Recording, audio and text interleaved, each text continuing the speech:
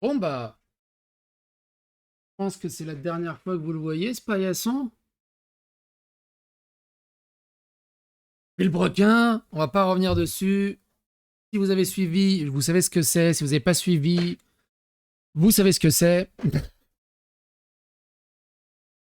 Villebrequin s'est arrêté il y a pas si longtemps que ça, au final. Et leur séparation était extrêmement bizarre. Au top du firmament, bon, il y a eu l'émission de télé Top Gear, mais bon, et d'un coup, on se sépare. Quoi? D'un commun accord? Non, non, non, non. Il y a un truc chelou derrière ça. Il y a un truc chelou. Beaucoup ont hurlé, mais non, faut les laisser, ils ont décidé de se séparer. Je dis, non, non, mais pas comme ça. Il y a un truc très, très bizarre. Peut-être on saura jamais la vérité. Peut-être on saura la vérité un jour. On y est. Sylvain a ouvert sa chaîne de son côté, Pierre Chabrier a ouvert sa chaîne de son côté, ils ont fait leur contenu un peu de chacun de leur côté. Dans les vidéos de Sylvain, sur la chaîne de Sylvain, si vous regardez ces vidéos, vous retrouvez quasiment les 3/4 de l'équipe de Villebrequin. Et ce qui est très très bizarre, vu qu'ils se sont quittés en amis et en très bonnes conditions, pourquoi Pierre Chabrier ne faisait pas tout simplement des feats de temps en temps, qu'il apparaît chez Villebrequin, qu'ils en fassent mention? Il a été ultra ghosté. Aucune mention à Pierre, rien. Que dalle, que shit. Le mec a disparu de la réalité. C'était Marty McFly sur la photo là qui disparaissait tout doucement. Coucou, j'ai jamais existé. Ouh. Et aujourd'hui, au moment où je fais cette vidéo, donc le 15 août, aujourd'hui, Sylvain sort une vidéo, et là, il présente la multiplat. Il présente la multiplat, mais la multiplat, elle appartient à Villebrequin, elle appartient et à Pierre et à Sylvain, et c'était prévu qu'ils aillent dans un musée. Et c'était très bizarre de comment il a amené ça sur la vidéo, pour ceux qui l'ont vu, sur comment il a récupéré, et que c'était compliqué de récupérer ce multiplat. C'était très chelou. L'épisode en lui-même, dans le montage, dans les petites phrases un peu bizarres, à force de faire du drama, j'ai l'impression de voir un peu ce qui se passe entre les lignes quand il balance des trucs. Il y a beaucoup de dog whistle dans cette vidéo. Et il le multiplat tout blanc. Il a enlevé le vibroquin. Et Pierre Chabrier, aujourd'hui même, sort une vidéo de 39 minutes où il détruit Sylvain. Il explique que l'arrêt de Villebrequin, c'était pas son idée. Il l'a très mal vécu. Il a failli faire un game over. Il finit en larmes dans la vidéo. Euh, Il y a une histoire de CDD, il y a une histoire de magouille financière, il y a une histoire d'être odieux mais comme pas possible. Bref, un drama qui était dans une cocotte minute depuis des mois et des mois, voire même peut-être des années et des années, est en train de relâcher un peu de vapeur. Il n'a pas encore explosé. Mais la cocotte siffle. Elle siffle très très fort.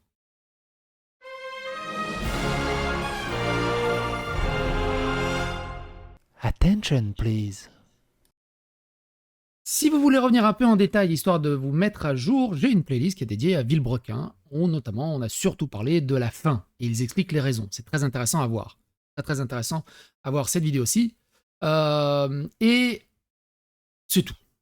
C'est vraiment la plus intéressante, on va dire, pour comprendre là où on en est. Le reste, c'est un peu du bonus.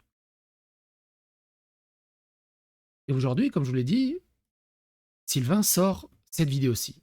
Incroyable. Incroyable. D'ailleurs, je vois qu'il a 9000 pouces rouges. On va voir si je Ouais, il allait jamais en ressortir. Et quand 12 000 pouces. Putain. En 20 minutes, il a pris 3000 pouces rouges. Ok. Ça gonfle, ça gonfle. Et donc, Pierre Chabrier sort une vidéo qui s'appelle La vérité sur Villebrequin et le multiplat. Ça dure 39 minutes. Alors, évidemment, comme d'habitude, je vous invite à regarder l'intégralité. Parce que nous, on va regarder que les moments qui me paraissent le plus pertinents là-dessus. Et on y va. On y va pour cette vidéoscopie. Ça me fait mal au cœur. Hein. Pour ceux qui savent, j'ai été très très fan de Villebrequin. Était un Top Gear à la française.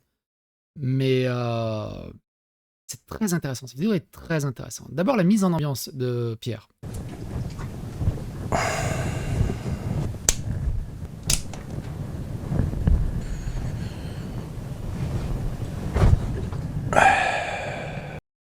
très américain. Pour ceux qui regardent ce genre de type de vidéo, c'est très très américain. Commence une vidéo, fond neutre, vieux t-shirt, et appel à l'émotion par un petit mécanique. Huilée, parfaite, mais il en a gros sur la patate. On peut comprendre tout ce qu'il traverse. Quand il déroule tout ce qui s'est passé sur ces 39 minutes, je peux comprendre qu'il commence par un... Parce qu'il rumine ça depuis tellement longtemps.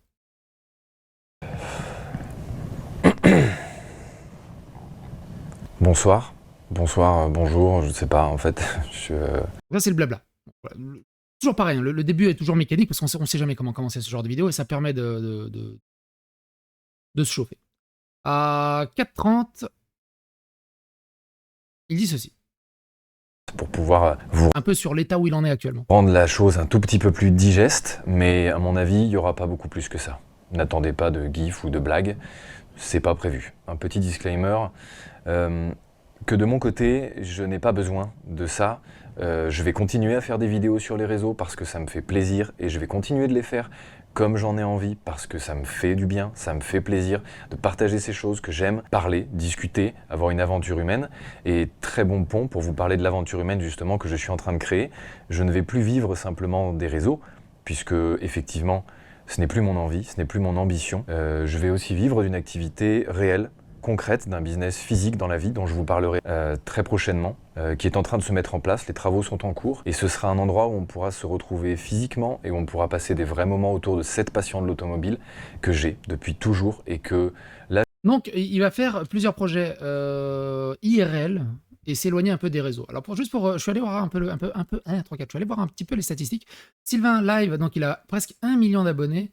Et là, récemment, il a fait 740 000 vues sur le dernier mois, mais il n'a pas fait de vidéo depuis un moment. C'est les vacances. Et Pierre Chabirier a 330 000 abonnés, et actuellement, je crois qu'il dépassait parce qu'il s'est mis aux shorts, et les shorts... Plein de bisous, mes petites hosties, je vous dis à très très vite. Il a 1,5 million de vues. Il fait plus de vues actuellement que Sylvain. Actuellement, mais il s'est mis aux shorts. Je crois que c'est les shorts qui ramassent pas mal. Plein de bisous, mes petites hosties, je vous dis à... Tout ça pour dire que Pierre a encore une force de frappe. Il y en a qui disent, ouais, il est fini, il fait plus de vues, il fait rien. Il a encore une petite force de frappe, assez intéressante. Clairement. Mais tu sens plutôt qu'il est complètement carbonisé des requins dans le milieu des influenceurs. Des ceux qui font semblant de t'aimer, mais qui en ont rien à battre. Mais ce qui le fait ça se voit, hein, ce qui lui fait très très mal au cœur, c'est que c'est Sylvain. Il dit ceci. Dans une petite phrase rapide. D'être la pleureuse, j'ai pas du tout besoin ni envie de ça. C'est pas ma personnalité c'est de garder les choses pour moi, c'est de ne pas montrer mes faiblesses. J'arrive difficilement à faire autrement, mais j'y travaille. Et ça, je crois que ça fait partie du processus. Faut que vous vous rendiez compte que dans ce business, dans ce travail, on ne choisit pas, on ne contrôle pas d'être là. En fait, on est tributaire d'une réussite. Alors c'est super, ça a des bons côtés, financiers, la popularité, les amis que tu crois avoir à ce moment-là, qui se créent, les relations multiples. Et les amis que tu crois avoir à ce moment-là. Et ça, on l'a tous vécu, hein, ça, on l'a clairement tous vécu. Mais c'est très intéressant. Il revient sur l'arrêt de Villebrequin à 6h30. Et tout le reste crée une espèce de couche de protection qui vous empêche de trop voir les choses négatives qui se passent. C'est-à-dire qu'elles se passent quand même, c'est juste que vous avez des compensations en face qui les rendent moins graves ou plus tolérables. Et quand tu n'es plus en haut et que tu n'as plus ces compensations, tu n'as plus ces pansements. Et du coup, tu vois la situation telle qu'elle est. Et elle est moins drôle, vraiment moins drôle. Et c'est de là où c'est parti tout ça. Et je me suis rendu compte de tout ça, mais d'une façon si violente, tellement violente que j'en suis arrivé un soir à... Quelques semaines après notre annonce de l'arrêt de Villebrequin sur YouTube, après m'être rendu compte que ma chaîne avait été shadowban pendant 3 semaines parce qu'il y avait eu un afflux de gens qui étaient venus dessus pour s'abonner, mais qui finalement étaient désabonnés, etc. Enfin, autant vous dire que c'était un film, ma vie, à ce moment-là. Je me suis pris tous les bâtons dans les roues possibles, imaginables. YouTube m'a pas du tout aidé. J'ai eu très peu d'aide. Dans ce moment-là, j'ai dû me démerder absolument tout seul, en me raccrochant à mes vrais proches, à ma copine, à ma famille et à Julien, en fait. Pardon. Ok, je m'étais promis, Waouh. Ok, j'ai essayé de me raccrocher à ces gens qui ont été là pour moi. Et je les remercierai jamais assez parce que vraiment, c'est grâce à eux en fait que je fais cette vidéo aujourd'hui. Hein. Pourquoi ? Parce que y a un soir où je rentrais d'une soirée chez des amis, des vrais amis, ceux-là. Et je précise que je ne bois pas d'alcool, que je ne me drogue pas. Et que donc, j'étais en pleine conscience, en pleine possession de mes moyens, malheureusement. Et en fait, j'étais sur la route, je rentrais en Jaguar. Vous allez voir que ça a son importance. Et il pleuvait des trombes d'eau. Et j'étais au volant, c'était une route où il n'y avait personne, mes routes de campagne, où je ne croise jamais personne quand je rentre à 3-4 heures du matin comme là. Et c'est des champs, à perte de vue, une ligne droite. Et en fait, il pleuvait des trombes d'eau. Et en fait, sous ces trombes d'eau, je pouvais voir le compteur de la Jaguar, beaucoup mieux que la route. Et sur ce compteur, en fait, je voyais des chiffres qui sont au fond du compteur. Et je me suis vu, en fait, espérer, sincèrement, du plus profond de mon être, que je fasse un aquaplaning, que je fasse une sortie de route.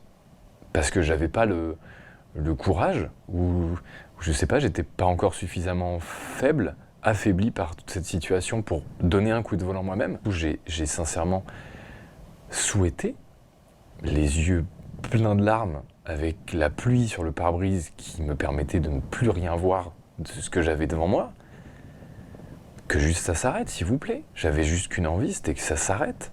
C'était trop douloureux, trop dur de vivre cette injustice dont on va parler et de vivre ce que les gens renvoyaient sur moi, la haine qu'on m'a envoyée, la violence de ce qui s'est passé pour moi, elle a été inouïe.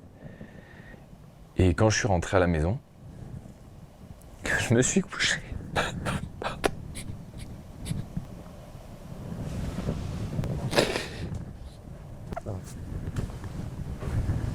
Allez, putain de tasse. Je me suis couché à côté de la femme que j'aime. Je me suis dit que je pouvais pas, que j'avais bien fait de pas faire ça. Parce que il y a des gens qui m'aiment en fait quand même. Il y a des gens à qui je tiens. Ce que je veux juste vous dire, c'est que c'est là où a été le déclic et que je me suis dit, je peux plus garder ça pour moi en fait, ça va me pousser à faire n'importe quoi. Et il est hors de question que ça me touche autant. Et en plus de tout ça, je me suis surtout rappelé d'une chose, c'est que, alors comme beaucoup de gens, hein, attention, je suis pas là pour dire moi j'ai, non, je m'en fous. Beaucoup de gens ont leurs problèmes et chacun à leur échelle et chacun les vit comme ils veulent, vous faites ce que vous voulez. Mais je me suis rappelé quand même, après tout ça, que je m'étais pas autant battu dans ma vie pour l'arrêter comme ça.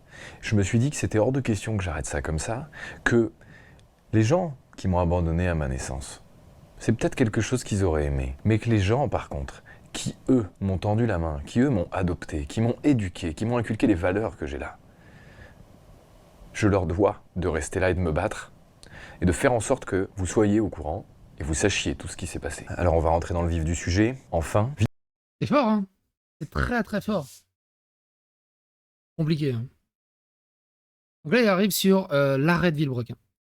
Villebrequin s'est arrêté parce qu'on a décidé, tous les deux, que c'était une bonne chose. La plupart des explications qui sont dans la vidéo de fin de Villebrequin sont vraies, mais comme beaucoup s'en sont doutés à l'époque.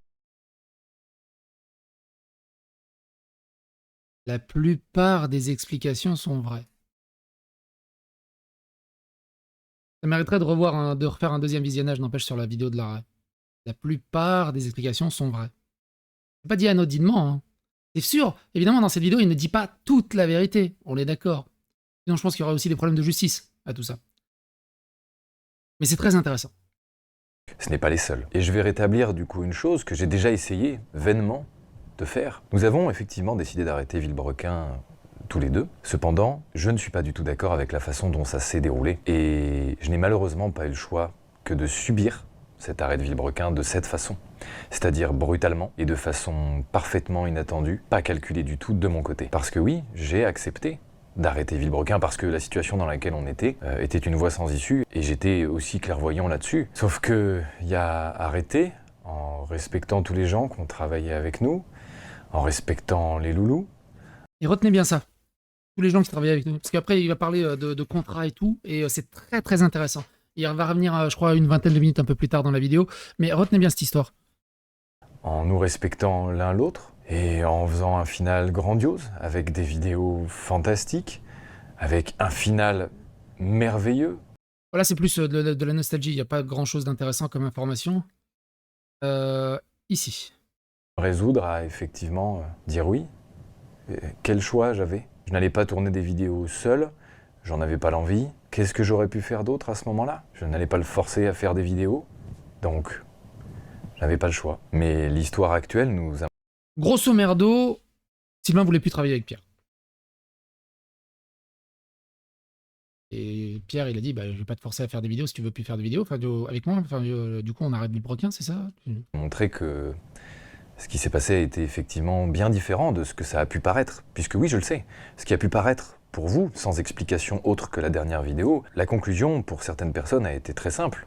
Et je ne vous en veux pas. Bon bah, ils annoncent l'arrêt de Villebrequin. Il y en a un qui continue de faire du Villebrequin de son côté, et l'autre, moins. Donc, l'équation dans votre tête a été très simple. C'est forcément celui qui fait moins du Villebrequin qui a décidé d'arrêter de Villebrequin. Et ben je vous le redis, ce n'est pas comme ça que ça s'est passé. Du tout. Ce n'est d'ailleurs pas parce que je me suis pas exprimé sur les réseaux que j'étais aveugle. J'ai pourtant bien vu tout ce qui s'est passé et je vois tout ce qui s'est... Et c'est ça le problème de tous les magouillages, de tous les « Ah, il faut tenir, il faut que the show must go on. Ah, il faut qu'on mette qu'un seul narratif. Tu te tais, tu gardes ça pour toi, c'est pas bien. » Au bout d'un moment, il faut que les gens arrêtent et juste parlent ce qu'ils ont sur le cœur tout le temps, non-stop. Le truc, c'est que pour le business, c'est pas bon. Business, c'est pas bon du tout. Parce que tu exècres quelqu'un, tu détestes un influenceur, mais cet influenceur, il a des millions d'abonnés. Évidemment que tu vas faire une vidéo fit avec lui, même si tu le détestes. Parce que le fric que ça rapporte, l'échange communautaire que ça rapporte, la métrique que ça rapporte. C'est ce que va dénoncer Pierre Chabrier par rapport à Sylvain, qu'il crachait sur certains influenceurs. Et que depuis qu'il a sa chaîne en solo, il est bien content de les avoir en fit et fun. Pour ça, moi aussi, je me dis, quand il a repris sa chaîne Sylvain Live, il y a certaines vidéos, je fais, qu'est-ce que ces influenceurs foutent dessus? Pour avoir très très bien suivi Villebrequin, c'est pas très compatible. C'est pas très compatible. Et pourtant, ils sont là. Je me dis, tiens, il fait un effort. C'est bizarre. Ah. Fit et le fun d'abord. Le fun. Le fun de façade, le fun hollywoodien. Se passe. C'est aussi une des raisons pour lesquelles cette vidéo existe. Parce que je suis déçu, triste, désolé, dégoûté de la tournure que prend ces situations. J'aurais aimé ne pas du tout avoir à faire ça. Et que ça se déroule dans la bienveillance et juste le respect de chacun l'un de l'autre. Et malheureusement, ce n'est pas ce qui s'est passé. Pour vous dire, à l'heure actuelle, voir sa tête dans le feed YouTube ou n'importe où, sur n'importe quel réseau, ou encore entendre son nom, j'ai sincèrement une boule au ventre. C'est énorme hein, d'avoir cette sensation. Tu sais, t'imagines, c'était ton meilleur pote, vous avez dominé le YouTube game, vous avez fini à la télé, des claquettes des doigts, t'avais tout ce que tu voulais, et maintenant il peut même plus le voir. Dès que son nom est prononcé, il a une boule au ventre. C'est ouf. Cette vidéo est très dure à tourner, pour cette raison d'ailleurs, parce que je suis obligé... Mais aussi, cette vidéo, je pense que ça lui fait du bien aussi, justement pour relâcher la pression. C'est ça aussi le truc, c'est que il a tout emmagasiné jusqu'à se foutre en l'air. Arrêtez de trop emmagasiner, lâchez-vous, lâchez la pression. C'est pour ça, moi je dis au bout d'un moment, il y a un truc qui vous fait chier, dites-le. Plutôt que d'emmagasiner pendant 6 mois, 1 an, 2 ans, et après t'exploses comme le mont Vésuve et c'est le Pompéi autour de toi. C'est pas possible. C'est pas possible au bout d'un moment. Humainement, c'est pas possible. J'ai d'aborder tous ces sujets, c'est pour ça que je fais des pauses, c'est pour ça que je dois prendre le temps, parce que c'est sincèrement pas facile. Et ce n'est pas de la rage, c'est juste plein d'émotions, de tristesse, d'angoisse, de peur, parce qu'à l'époque j'ai eu très peur, et à l'heure actuelle j'ai encore peur de plein de choses, comme le voir sortir des vidéos qu'on a imaginées ensemble. J'ai une peur terrible de voir par exemple des projets qui me tenaient excessivement à cœur et que je ne ferai potentiellement jamais puisque Villebrequin n'existe plus, comme dépasser les 407 km/h de vitesse maximum sur Le Mans avec les Hunaudières libres. On avait rêvé de ça ensemble et je n'ai qu'une peur, c'est de voir ce projet sortir sur sa chaîne sans que je puisse rien dire, sans que personne ne sache, que les choses ne se déroulent pas dans le respect. C'est d'une injustice, sincèrement, qui me rend malade. Je disais donc que c'était pas ce qui s'était passé, malheureusement, pas plus tard qu'aujourd'hui. Et donc là, on arrive sur le cas du multiplat. Et c'est un peu, je pense que c'est un peu ça qui était vraiment la goutte qui a fait déborder le vase. C'est-à-dire que je pense qu'il était prêt à garder le silence. Alors, c'est mon avis, hein, c'est mon opinion. Hein. On a chacun un avis et chacun une opinion, donc je vous donne mon ressenti. Mais c'est cette histoire-là qui lui a fait déborder le vase et qui lui a donné, on va dire, entre guillemets, le courage de faire cette vidéo et aussi l'énergie pour relâcher toute cette pression. C'est un exemple. Aujourd'hui, il a tenté de me prendre la dernière chose qui restait vraiment de cette aventure qui nous appartenait encore à tous les deux. Mais je vais vous expliquer ce qui s'est passé dans cette vidéo, parce que le multiplat, vous devez savoir ce qui se passe avec, vous devez être tenu au courant de tout ça. Je vous le dois, très clairement, on vous le doit, mais je suis obligé de le faire. Parce que là, vraiment, dans ce cas de figure, je suis la victime, et si je suis la victime, vous pouvez l'être aussi. Et c'est pour ça que je vais me battre, et que je vais pas laisser les choses se faire comme ça. Mon objectif, c'est que vous en profitiez au maximum. Évidemment que je ne sois pas séparé c'est mon bébé aussi. Putain, je peux pas. J'ai donc dû dans cette situation, et comme celle d'aujourd'hui, réagir dans la précipitation, et donc tout ne sera pas parfait, tout n'a pas été parfait, je n'ai pas pu calculer de choses, j'ai juste été moi-même. Et c'est simple, pourquoi je n'ai pas pu calculer ou prévoir toutes ces choses? C'est parce que Villebrequin, c'était ma vie. Villebrequin, c'était tout ce que j'aimais, c'était tout ce dont pourquoi je donnais mon âme. Pendant toute cette aventure de Villebrequin, j'ai donné mes tripes. J'ai perdu mon couple à cause de cette aventure. C'est horrible hein, quand même. Perdre ton couple pour une aventure YouTube. Bon, elle était incroyable l'aventure YouTube, hein. Ils sont devenus des rockstars. Mais ce qui est très intéressant aussi, c'est quand tu... Après, il va aborder un peu le cas managérial, on va dire, de Sylvain. Parce que Villebrequin dominait le game. Il dominait le game, mais un truc de fou furieux qu'on n'a jamais vu sur YouTube. Mais, regardez de toute l'aventure Villebrequin, ils ont toujours, quasiment, strictement, tout le temps, sauf vers la toute fin, été totalement tout seuls. Totalement tout seul. Sur les autres chaînes, ils en parlaient quasiment pas. C'est très étrange, mine de rien. Mais ils dominaient le game, ils étaient incroyables en termes de showman. Et le duo, mine de rien, l'alchimie entre Pierre et Sylvain, bah, moi j'ai retrouvé le plaisir d'un Top Gear à la française, en fait. C'est pour ça que beaucoup de gens ont été fans. Hein. J'ai perdu des amis que je ne pouvais plus voir à cause de cette aventure, parce que je mettais beaucoup trop de mon temps personnel dans Villebrequin. Parce que, putain, c'était Villebrequin. On a fait un truc de fou. On a roulé sur les 24 heures du Mans pendant les 100 ans. On a fait des choses folles. On a fait un multiplat de 1000 chevaux. On a fait un événement de 60 000 personnes. On a fait revivre le circuit de Nevers-Magny-Cours. On a rassemblé des passionnés auto. C'était extraordinaire tout ce qu'on a fait. Mais je ne regrette presque rien de cette aventure. La seule chose que je regrette vraiment de cette aventure, c'est qu'elle se soit finie comme ça, dans ces conditions, et avec aussi peu d'humanité et de respect. Villebrequin, c'est 50-50. Et ça c'est un truc de fou. Je m'étais pris la tête avec quelques personnes. Après, j'ai laissé tomber, mais... Les gens ils disent « Ouais, arrête d'être ton rageux, ils ont décidé d'arrêter. » Mais vous vous rendez compte que dans cet arrêt, il y a quelque chose qui va pas? On n'a jamais assisté à ça. Jamais. Vous pouvez arrêter de 1000 manières que ce soit, mais pas comme ça. Là, l'arrêt a été plus que brutal. C'est inimaginable. On est deux personnes qui détenons une société à parts égales, qui fournissons des charges de travail qui sont censées être équivalentes pour pouvoir mériter de posséder cette aventure à 50% chacun. Et c'est ce que j'ai fait au maximum. J'ai même intégré des personnes qui m'étaient chères dans l'aventure de Villebrequin. Et je vais vous parler d'une personne précisément, ma copine, que j'ai ramenée dans cette aventure, non pas parce que c'était ma copine, pas du tout, elle avait déjà un boulot, mais parce que, comme tous les recrutements dans cette société que j'ai fait, ils étaient motivés par un besoin, alors une recherche précise d'un profil, et qu'elle remplissait parfaitement le profil qu'on recherchait. Dans la dynamique dans laquelle nous étions, où nous avions besoin rapidement de ce profil, j'ai suggéré cette idée, qui a été acceptée. Et parce que durant toute cette aventure, j'ai pu ramener des profils dans la société qui étaient pertinents et qui ont été là jusqu'à la fin. Signe du bon casting que j'avais pu faire, et je le sais puisque dans mon... Et pareil, hein, rien à voir, mais peut-être que cette vidéo de Pierre soulèvera un autre truc, mais Benzine, ils ont été totalement ghostés par Sylvain. Ils ont disparu. Très étrange aussi ce qui s'est passé avec Benzine. Et dans le cadre de la multiplat, il y avait aussi, ils avaient demandé la carrosserie à Rocket Bunny. Voir comment Sylvain avait engueulé et insulté Le gars derrière Rocket Bunny, je suis désolé, excusez-moi, je suis un peu fatigué, j'ai oublié le nom du préparateur de Rocket Bunny. Il a un nom super connu, il est super connu dans le milieu. Mais j'ai oublié. Ça se fait pas. Ça se fait pas. Ça se fait vraiment pas. Il était odieux, Sylvain, à ce moment-là. Et je pense que Rocket Bunny retravaillera plus vraiment avec Sylvain, sauf si, à mon avis, le chèque est assez bon. Ancien métier, j'étais amené à souvent travailler avec de nouvelles personnes que je recrutais. Et donc ça, c'est une compétence que j'avais. Pour rentrer un peu plus dans le détail et vous expliquer cette situation au mieux, pour ne pas prendre de risques et ne pas imposer mon choix, nous avons décidé de la prendre en CDD. Et ça s'est tellement bien passé que nous l'avons renouvelée une fois, puis 2 fois. Et ne pouvant la renouveler plus de 2 fois, par rapport au code du travail où nous devons transformer ce CDD en CDI, nous lui avions promis avant la fin de... J'ai oublié, c'est combien? C'est 18 mois un CDD? Enfin, le maximum d'un CDD, c'est 18 mois, je crois.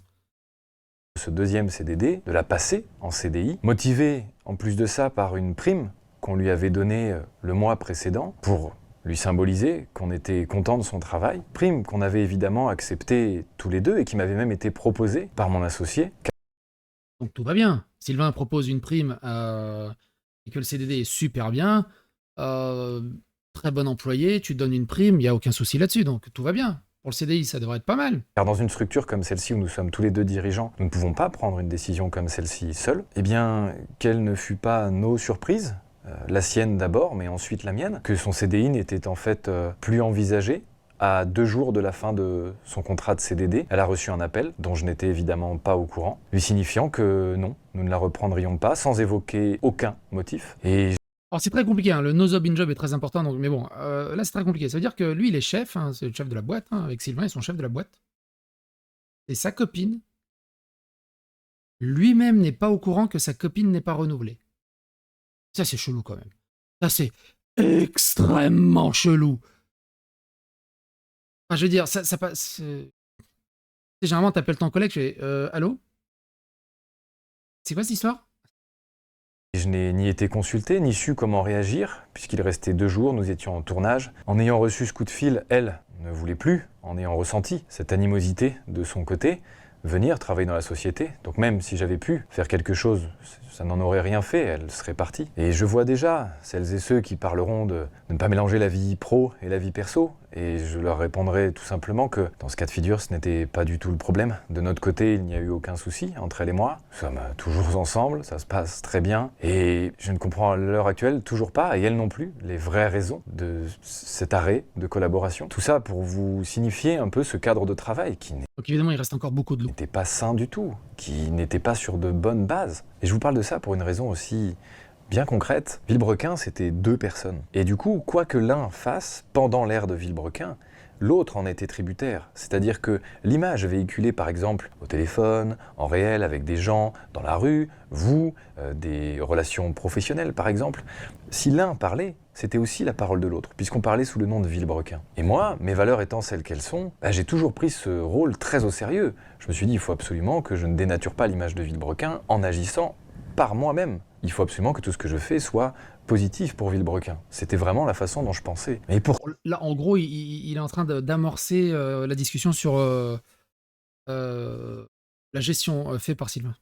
Pourtant, après cette aventure, les langues se sont déliées et beaucoup de choses sont revenues à mes oreilles, des choses qui malheureusement doivent rester confidentielles parce que je ne peux pas parler de ces gens, parce que je ne veux pas les inclure dans ces problématiques-là qui ne sont pas les leurs. Mais sachez malheureusement que j'ai eu beaucoup de personnes qui ont repris contact après Villebrequin et que j'ai recroisé après Villebrequin, à qui j'avais peut-être pas beaucoup parlé, ou voire pas du tout parlé, pour une grande majorité, qui étaient étonnés de me comprendre et de me voir aussi accessible, aussi dans la recherche du contact humain et de faire des choses, et d'être avenant sur le fait que, oui, bon bah effectivement, moi, même si je fais un truc gratos, juste je le fais parce que j'ai envie de le faire, point. J'ai envie de faire des belles images de temps en temps, juste pour le plaisir de faire des belles images et de faire un bon contenu. Et moi, c'était déjà la façon avec laquelle je voulais travailler pendant Villebrequin. Mais le problème, c'est que nous étions 2 décisionnaires. Et cette façon n'était pas en corrélation avec la façon d'en face de travailler. Donc on devait chacun faire des concessions, j'imagine. Mais en tout cas, de mon côté, j'en ai fait énormément sur toute cette façon de travailler. Ce qui a pour beaucoup de gens, et c'est là où je veux en venir, donné une mauvaise image de Villebrequin. Une image de gens fermés, réfractaires aux collaborations, qui sont, pour certains, et je les cite, odieux. On voyait parfois Villebrequin, et surtout entre professionnels, comme des gens inaccessibles, des gens qui pétaient plus haut que leur cul, qui... C'était... Merde, j'ai oublié. crois qu'à un moment, il y a longtemps maintenant, je peux dire des conneries. Hein. Je peux dire des conneries, n'hésitez pas à me corriger si je me trompe. Il me semble qu'à un moment, Car Movie Central avait essayé de débunker Villebrequin sur comment ils finançaient leurs épisodes et comment ils louaient les pistes de circuit et tout ça. Mais ça avait pas vraiment pris à l'époque. Et justement, par contre, il me semble qu'il expliquait que humainement, c'était pas ouf. Pour tout et rien demander de l'argent, alors que ce n'était pas du tout mes valeurs, des gens inaccessibles, des gens qui pétaient plus haut que leur cul, qui pour tout et rien demandaient de l'argent, alors que ce n'était pas du tout mes valeurs, c'est pas du tout moi qui discutais de ça. Je n'avais jamais eu vent de toutes ces discussions de mon côté, et j'en ai appris beaucoup, et beaucoup trop, ce qui ont fait que finalement j'ai découvert la vraie personne avec qui je travaillais, et ce qui a fait que... Mais comment c'est possible, ça? C'est pareil au bout d'un moment. Après, chacun gère son truc et on sait pas comment ça s'est été géré, mais au bout d'un moment, ils sont tout le temps tous les deux, ils font des réunions, au bout d'un moment, tu fais des réunions avec tes collègues. Moi, j'ai travaillé avec des collègues, j'ai travaillé avec des responsables et tout, toutes les semaines, tous les lundis matins, on fait une réunion. Et quand ça allait mal, c'était tous les matins, on refaisait un point sur tout ce qui s'est passé, tout ce qui s'était passé, tout ce qui se passait, tout ce que... Comment on peut découvrir tout ce genre d'histoire après coup? C'est qu'il y avait aussi un problème dans la gestion de la société. Sylvain, j'imagine, du coup, vu qu'ils sont que deux et que c'est pas Pierre, faisait un peu cavalier seul, et que Pierre suivait un peu comme derrière, comme une... C'est quoi le truc derrière la locomotive? Wagon. Pourquoi je cherche le mot wagon? Malheureusement, c'était plus du tout en adéquation avec mes valeurs et avec ce que je voulais véhiculer comme image, ne serait-ce que de moi-même, mais donc de Villebrequin. Je n'avais aucune envie d'avoir cette image de personne odieuse, inaccessible, etc. Et pourtant, c'est celle qui, après coup, je me suis rendu compte, était la plus visible. Alors, c'est ça qui est fou, hein, c'est qu'il s'est rendu après coup. Et là aussi qui est très intéressant, c'est que tu vois comment ils ont été isolés, mine de rien, par plein de sociétés qui voulaient plus travailler avec eux. Et dans l'effort, j'imagine, non-stop de la chaîne, bah, il a jamais pris le temps de se dire, mais au fait, pourquoi ils pensent ça de nous, au fait? T'as une idée? Alors évidemment, pas auprès de vous, puisque là je parle surtout de relations de gens qui nous ont rencontrés en vrai, hein. Pas des gens avec qui on a simplement fait un selfie dans la rue, non, des gens avec qui on a passé du temps, souvent des professionnels, avec qui on a discuté de choses et d'autres, pour pouvoir concrétiser des projets. Et vu que la tâche commerciale dans notre société, c'était une des tâches à laquelle j'ai été le moins rattaché, je n'avais pas ça en maîtrise. Et je m'en suis rendu compte malheureusement bien tardivement, bien trop tardivement.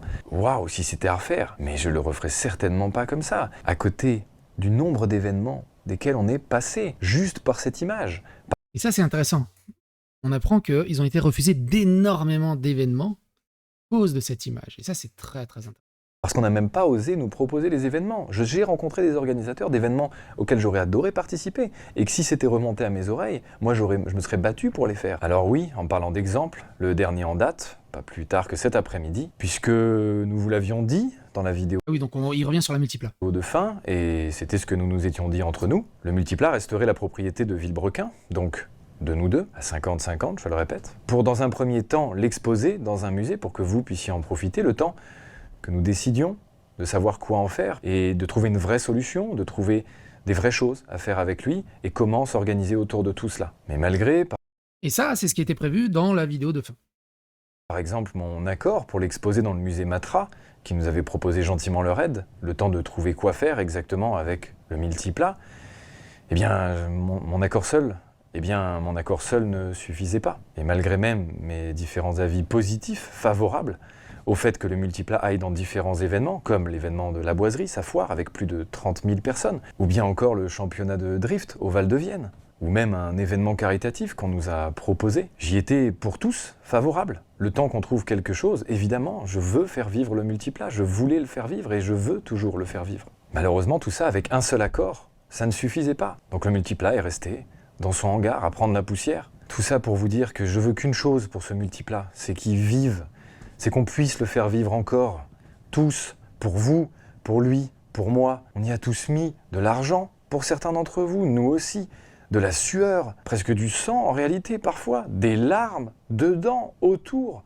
les choses qu'on a pu vivre avec. C'est impossible de le laisser là. Alors non, je ne laisserai pas cette situation dans cet état et je ferai tout pour que nous puissions, vous, nous, avoir ce multiplat, pouvoir le voir, le faire vivre, le faire rouler, le faire vibrer, nous faire vibrer, putain. J'en suis donc dépité d'en être là et de devoir constater qu'il s'est vendu à lui-même, le multiplat.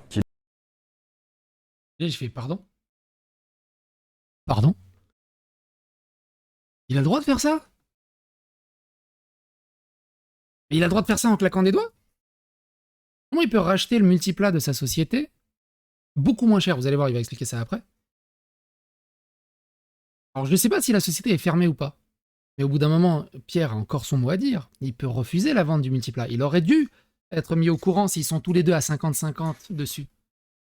Comment il a pu acheter le multiplat sans l'aval de Pierre? Et ça, juridiquement, c'est très très chelou. D'en être là et de devoir constater qu'il s'est vendu à lui-même, le multiplat, qu'il l'a racheté sans mon accord et pour en bénéficier lui seul. Alors ne vous inquiétez pas, j'ai encore espoir en la justice et la procédure a donc été annulée. Le tout. Donc,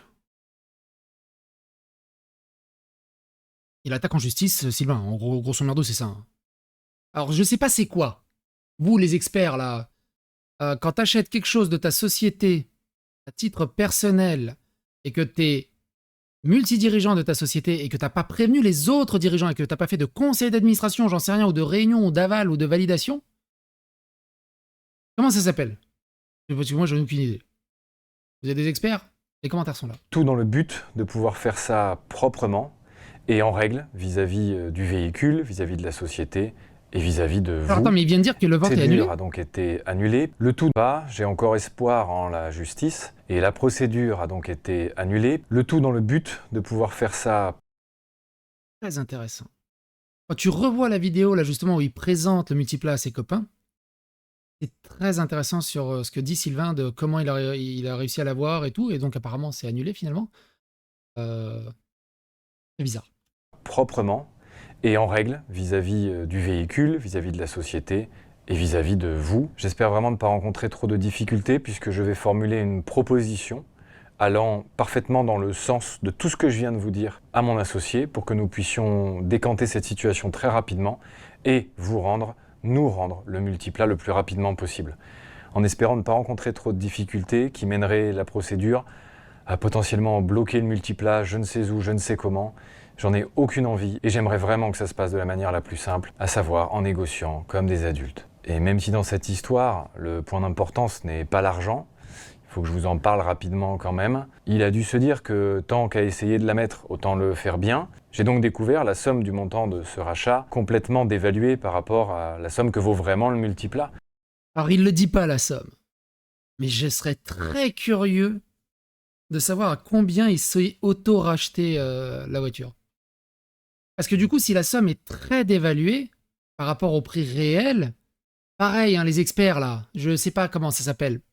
C'est pas abus de biens sociaux ou une connerie comme ça? Que vous avez payé, évidemment, et surtout qu'il vaut réellement à l'heure actuelle, avec toute cette plus-value, rapport à sa notoriété, etc., qui ont évidemment été parfaitement négligés, qui ressemblent à un beau doigt d'honneur. Ce qui me montre visiblement que, par rapport aux faits évoqués, c'est une envie plutôt égoïste qui a motivé ce geste, plus que l'envie de le partager à tous. Et c'est bien ça qui me gêne, en plus de toute cette histoire. Et comme je vous le dis, encore une fois, dans cette situation, je n'ai pas eu le choix que de recourir à tout ça. Et j'espère pouvoir compter sur votre soutien dans cette démarche, parce que pour le coup, c'est inadmissible que ça se passe comme ça. Et malgré des initiatives pendant toute cette période, pour pouvoir renouer un peu de dialogue, avant la fin de Villebrequin, rien ne s'est soldé par du positif. J'ai eu le droit, par exemple, à une demi-journée de sermons abjects, insultants, qui n'ont mené à absolument rien, si ce n'est déverser une haine vraisemblablement profonde et basée sur je ne sais quelle réelle raison. Les personnes qui étaient avec moi en étaient témoins, cette journée était horrible. Nous avons tous eu le droit à un comportement odieux qui ne nous amenait nulle part, même si j'ai réussi, par je ne sais quel miracle, à rester droit et dans mes bottes. Mais c'était dur, parce que j'ai dû encaisser beaucoup cette journée-là, par exemple. Et c'était une des dernières tentatives que j'ai faites pour essayer de renouer le dialogue, parce que ça devenait beaucoup trop compliqué. Je vais vous donner un autre exemple. On parle de Sylvain, hein. Concret. On a travaillé avec beaucoup de personnes dans cette aventure, et notamment notre agent, une agent qui a été avec nous très longtemps, qui est une femme très forte, que j'admire beaucoup, vraiment, qui pourtant s'est vue confrontée à des situations qui l'ont mis dans des états dont j'ai seulement pu être témoin, des moments où elle sortait d'un voyage uniquement avec lui, où elle sortait, venait me voir et s'écroulait en pleurs, parce qu'il avait eu des mots durs, parce qu'il était très extrême, très peu nuancé dans toutes les choses qu'il disait, qu'il faisait. Mais comment c'est possible qu'il fasse chialer une agent? Une agente, elle a un peu les épaules quand même. Puis Sylvain, il fait 1m20. C'est un tyran, en fait. C'est un petit tyran. J'ai eu le droit à des tournages avec des gens qu'on ne connaissait pas, avec des gens qui sont venus me voir, un réalisateur par exemple, en me demandant si c'était normal, si, je cite, il était tout le temps comme ça. Tellement c'était des comportements compliqués à gérer au quotidien. Et quand j'étais dans le jus, je trouvais toujours des excuses. Je disais oui, parce qu'il y a la fatigue, parce que telle ou telle chose, le stress. Mais c'est excusable une fois, 2 fois, 3 fois. Là, ce que j'ai l'impression que c'est, on dirait une relation de couple avec un mari violent et la femme qui se rend compte plusieurs années après de l'engrenage où elle était, elle se rendait même pas compte en fait de ce qu'elle vivait. C'est typiquement ça. Hein. Parce que telle ou telle chose, le stress. Mais c'est excusable une fois, 2 fois, 3 fois. Mais 50, 100 fois. Non, on peut plus trouver d'excuses. Et pourtant, j'en trouvais encore. Parce que je l'aimais sincèrement, d'une amitié sincère. Parce que je suis quelqu'un de comme ça. Quand j'accorde ma confiance, je l'accorde vraiment. Jusqu'à me faire trahir. Et moi, je suis pareil. Quand j'accorde ma confiance, je suis à 300%. Je vais me faire trahir. Mais ce qui est important, c'est que ça ne me changera pas. Tu sais, le truc trop bon, trop con, plus jamais je m'y reprendra, ça m'intéresse pas en fait. J'ai pas envie de devenir un mec aigri et d'avoir peur envers tout le monde et de plus faire confiance à personne en fait. C'est pas grave. Si des gens m'ont trahi, si des gens vous trahissent, si... Restez comme vous êtes, droit dans vos bottes. Vous savez que vous avez rien à vous reprocher. Et que c'est pas de votre faute, surtout. Ça arrive, c'est arrivé avec lui, ça arrivera avec d'autres. Mais dans tous ces échanges, au milieu, il y a quand même aussi des bonnes rencontres et des bonnes personnes. Et toutes ces petites choses expliquent beaucoup la boule au ventre que j'avais évidemment, pendant toute cette dernière année au moins, à aller en tournage, à avoir des appels avec lui. Mais malgré tous ces red flags, je me suis rendu compte de tout ça beaucoup trop tard. Et je m'en veux pour ça. Je suis désolé des personnes qui, peut-être par ma faute, ont été amenées dans cette situation. Là, on arrive peut-être à un point des plus odieux et les plus dégueulasses pour ma part. Écoutez ça. Ils ont amené dans le même bateau que moi sans m'en rendre compte. Sachez que pour certaines personnes, ça en a été tellement trop qu'ils en ont arrêté leur métier. Et basé en grande partie, pas uniquement évidemment, mais en grande partie sur cette problématique-là. C'est quand même quelque chose de grave, que même moi, je n'avais pas mesuré à ce point-là, à ce moment-là. Et pour amener une dernière chose concrète, pour que vous puissiez vraiment encore mesurer toute cette situation, je vais vous faire part de la première vraie désillusion que j'ai eue à la fin de Villebrequin. Lorsque nous avons arrêté, nous avons cessé de nous parler, et j'ai donc appris, par le biais d'intermédiaires, des amis communs, très proches à nous deux, qui m'ont rapporté des faits surprenants, et le mot est faible. Mon associé avait demandé à ces personnes, donc des amis... Vous avez remarqué, il le cite jamais. Hein. Il ne le cite jamais. Mon associé, mon collègue, mon ami, mais il ne dit jamais Sylvain. De signer, et le mot est faible, mon associé avait demandé à ces personnes, donc des amis, de signer des contrats leur interdisant de travailler avec moi, de s'exposer sur les réseaux avec moi, et même de s'exposer avec moi sur de l'événementiel et autres. Et ça, c'est balèze quand même. C'est balèze. Il fait signer une NDA à ses copains d'interdire de... Je vais pas répéter ce qu'il a dit, vous avez très bien compris.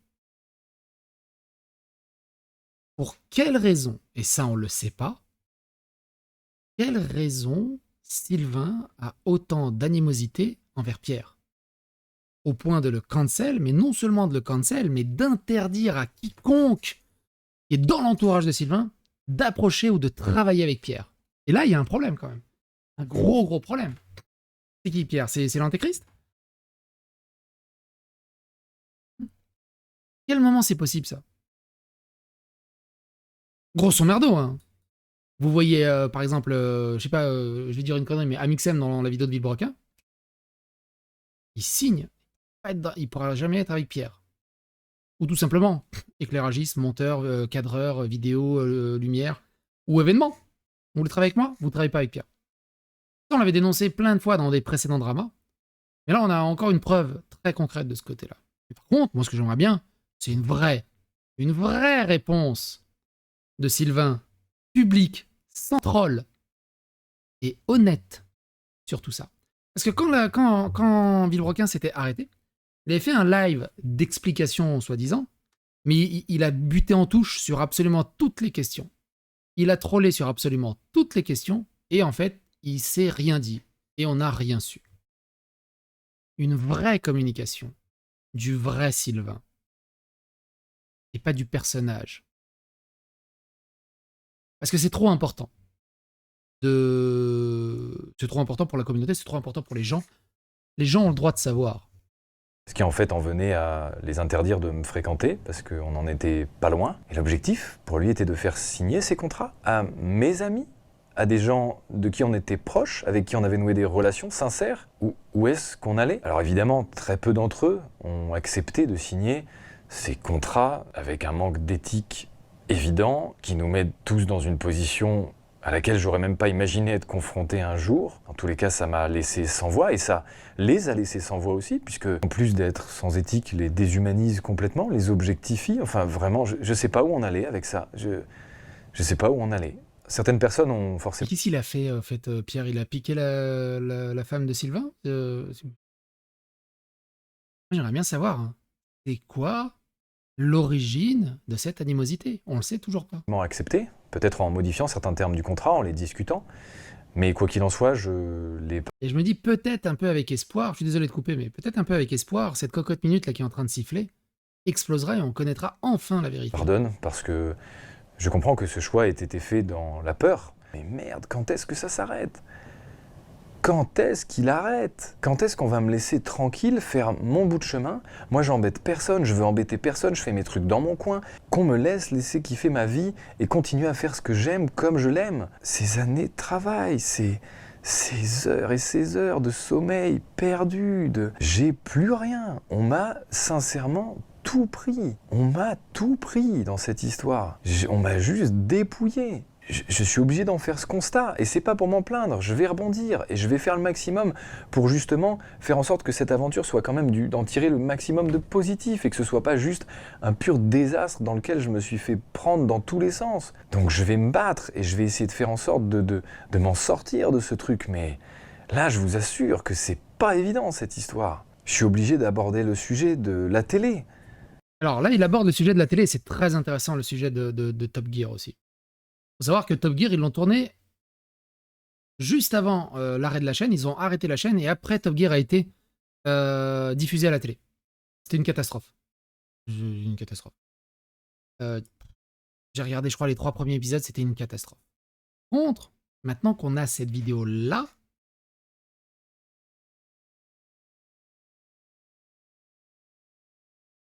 quand on voit à peu près tout ce qui s'est passé, un peu le côté humain, on va dire, de Sylvain, on peut comprendre que le tournage de Top Gear était très compliqué, à mon avis, et que l'arrêt de Villebrequin est aussi un mélange de tout ça. Et ils ont tourné Top Gear, ça devait être un enfer. Il s'est passé sûrement des trucs, avant ou après, on ne sait pas comment c'est pas la vérité, on peut que supputer. Mais ça a joué beaucoup, à mon avis. Et aussi, ça a joué énormément sur la qualité des épisodes de Top Gear. Qui était nul à chier. On est d'accord, hein, d'accord. Il n'y a rien à sauver. Ils avaient de l'or dans les mains. Tout ce qu'ils avaient à faire, c'était de faire du Villebrequin, avec le budget de la télé. Mais on comprend mieux le désastre. De par le côté humain, de par déjà apparemment un début de ghosting et de cancel de Pierre de la part de Sylvain, c'est bizarre. Sylvain crachait encore beaucoup sur la télé et sur Top Gear, lui-même, à demi-mot parce qu'il veut pas avoir des problèmes avec la justice ou les avocats de la télé, j'imagine. Mais on comprend un peu mieux le désastre.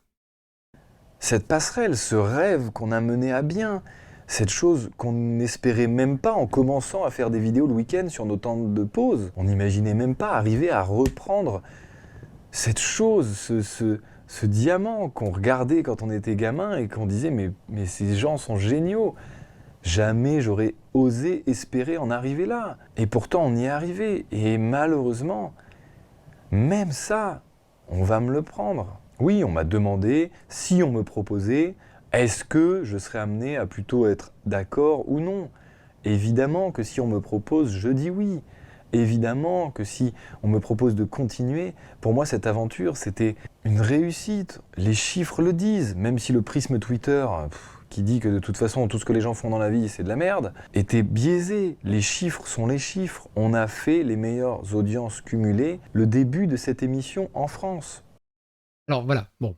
Il fait un peu de narratif et il essaie de se rassurer. C'était une catastrophe. C'était une catastrophe. Le premier épisode était incroyable en termes d'audimat. Pourquoi? Parce que c'était Villebrequin. Ils avaient encore leur aura et tout le monde voulait voir. Très peu sont arrivés au bout du premier épisode et le deuxième épisode, c'était une catastrophe en termes d'audience et beaucoup moins que tout ça. On en a parlé vite fait vers la fin. Top Gear, Villebrequin fait un flop gear et est-ce que Villebrequin est fini? Et l'épisode 2 perd 60% de son audience et puis après, il n'y avait plus rien. C'est tout. Ils ont profité de l'aura. C'est comme... t'as le jeu... Tu vois, exemple basique. Je sais pas si vous allez suivre. Saints Row. Saints Row, ils font un remake. Ultra woke. Dégueulasse. Il se mange des notes dégueulasses. Il fait un consensus que même les joueurs détestent, les journalistes détestent. C'est buggé de partout. Mais comme c'était Saints Row, la communauté, elle était là. Elle a dit, oh putain, Saints Row de retour. Ils ont acheté en masse le jeu. Le jeu était en masse. Donc le jeu se fait défoncer de partout. C'est buggé de partout. C'est ni fait ni à faire. C'est un purin de wokisme. C'est dégueulasse. Ils ont chié sur la licence. Ils ont détruit la licence.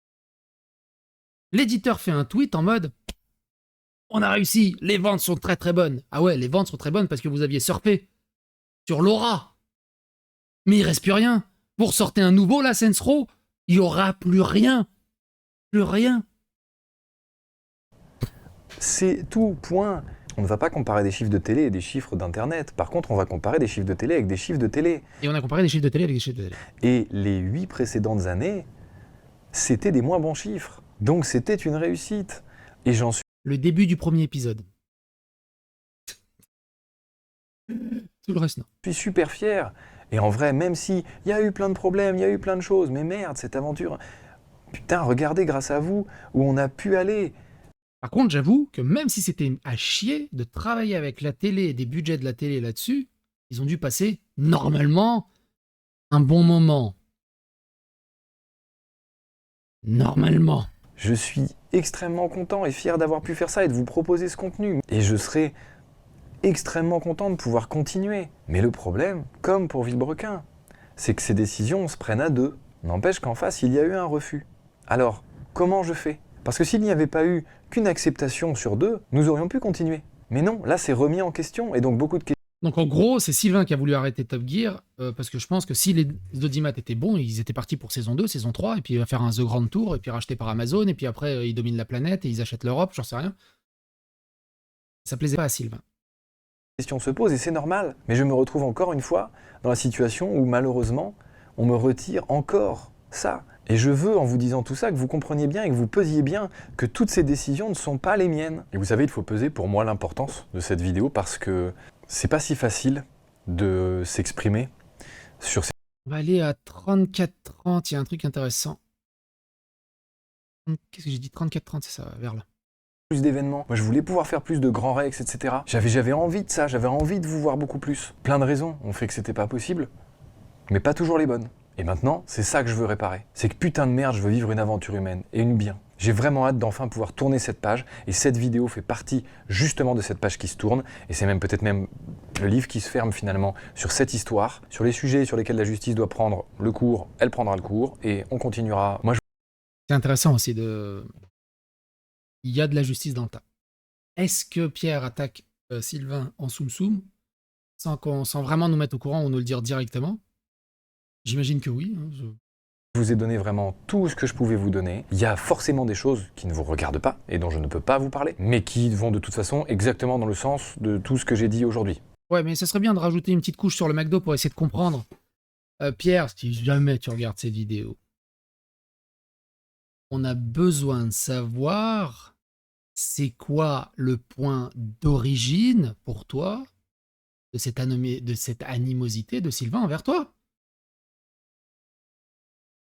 C'est surtout ça.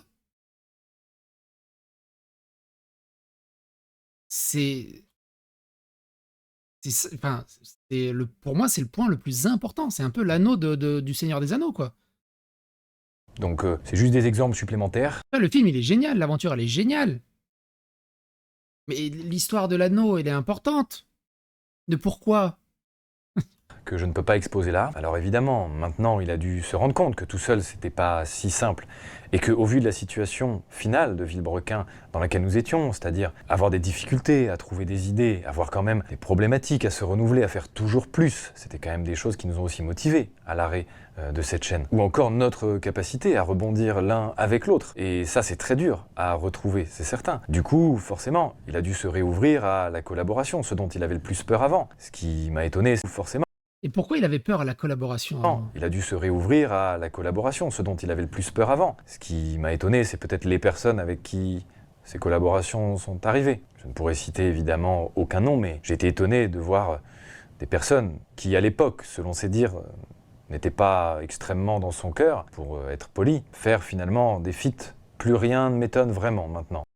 Vous vous doutez bien que dans la phrase qu'il a dit, au vu du tempérament de Sylvain, ça devait être assez violent. En réalité. J'ai simplement l'impression d'être la veille des présidentielles et que je suis observateur d'une quantité de retournements de veste que je ne saurais quantifier. Je suis face à une situation qui me sidère, comme toutes les autres dans cette histoire. Ce qui m'apporte dans cette vidéo, c'est juste que vous ayez ce qui s'est passé et que vous en fassiez ce que vous voulez. Et surtout, si je suis le méchant de l'histoire, eh ben écoutez, c'est que vous avez rien compris à cette vidéo parce que moi j'essayais pas de vous dire qu'il y a un méchant dans l'histoire. C'est pas du tout l'objectif.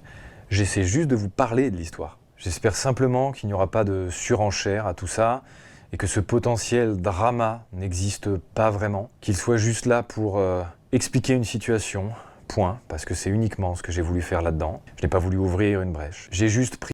Alors évidemment, pas de drama, mais tant qu'on n'aura pas l'origine story de tout ce bordel, bah, les cœurs ne seront pas apaisés. Bref, quoi qu'il en soit, c'était une vidéo très intéressante et très instructive. Comme on peut le voir actuellement, il y a 66 000 pouces bleus et 1000 pouces rouges. Mine de rien, il a fait 300 000 vues en 4 heures, mais évidemment, les compteurs sont jamais à l'heure. J'imagine qu'il doit être à plus de 500 000 ou 600 000 vues facilement. Du côté de Sylvain, tu vas voir combien de pouces il a pris là depuis. On était à 12 000 pouces. Multiple à rouler, c'était le 4 juin. On est à 18 000 pouces. Il a pris 6 000 pouces de plus. J'imagine que dans les commentaires, ça doit hurler à la mort. C'est quand même beaucoup de monde à taper sur la deuxième chère brillée. Je suis désolé, tu t'es arrangé pour acheter le combien. Ah oui, c'est combien d'ailleurs? Combien? On peut avoir l'origine story de ton animosité envers Pierre. C'est quand même ça. Je lui ai envoyé un message aussi. On peut avoir l'origine story de son animosité envers toi. A piqué sa copine. Autre. Ah mais il a répondu en dessous, attends. Il a rajouté un commentaire. Il dit « Bonjour à celles et ceux qui lisent ceci. Merci du très grand soutien ainsi inattendu que je reçois. Comme vous pouvez certainement vous en douter, tourner cette vidéo n'a pas été blablabla. Je pense qu'il est important de rappeler ici que vous demandez rien de ni prise de parti, ni virulence, ni. Mon objet bon, il dit exactement ce qu'il dit à la fin, il n'y a rien d'intéressant. Qu'est-ce que ça dit sur le côté de Sylvain, là? On était où, là? Je suis désolé les gens. Attends, je suis désolé les gens, tu l'as racheté combien? Une honte pour ta communauté, Ratrave. Cette vidéo est une honte et une provocation à Pierre. J'ai jamais publié ce mec. Le mec a crucifié Sylvain avec les explications. Ça me rappelle l'histoire du giga tacos de l'autre guignol, là. Putain, je l'avais oublié, lui. Il devait pas marcher dans toute la France. Je sais même plus comment il s'appelait. Le multiplat blanc. Sérieusement, honte à toi, Sylvain. On veut une réponse à la vidéo de Pierre. Il faut absolument qu'il fasse une réponse. Mais une vraie réponse, pas un troll. Moi, je veux l'origine story, bordel de merde. Sylvain. L'origine story, s'il te plaît. Si Pierre veut pas la lâcher, vu que monsieur a des couilles, parle de toi, Sylvain? Ce serait bien qu'il nous explique l'origine story. Bref. Quoi qu'il en soit, portez-vous bien, n'hésitez pas à donner votre avis, votre opinion dans les commentaires, et à bientôt pour d'autres aventures.